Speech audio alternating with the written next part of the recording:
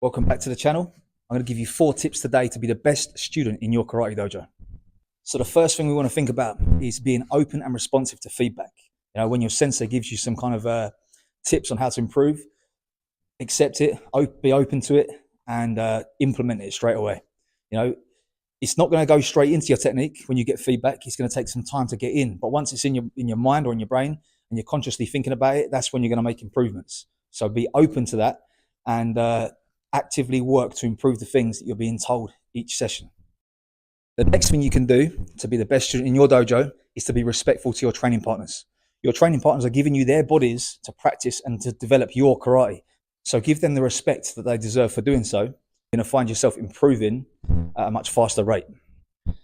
You don't want to be the one who no one wants to pair up with because they are too rough or not sort of doing as they're told in the exercise. You want to be the respectful one that people want to pair up with because they know they're going to get a good session with you. The next thing you can do is to make sure you practice away from the dojo. So this kind of goes back to point number 1. When you have received some feedback, take that away and work on it until next time you come to the dojo.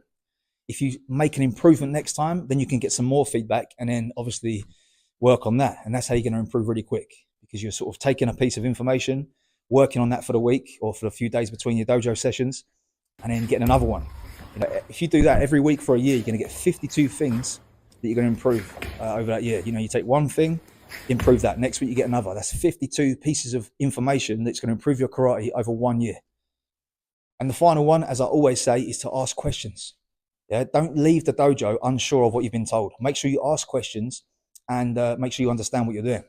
Also, ask yourself questions. Why are you doing certain things? If you're sort of snapping a kickback, why are you snapping a kickback? If you're rotating a fist at the end of a punch, why are you doing that? If you understand why you're doing these things, your karate is going to improve significantly through that improved understanding.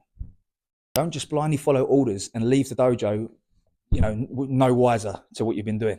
Make sure you understand what you've been doing before you leave that dojo, so then you can go again back to the previous point and work on it away from there. So just 4 things there, short little video. Hopefully that helps to make you the best student in your karate dojo. If you like this kind of video, subscribe, like, leave a comment, and I'll see you next time.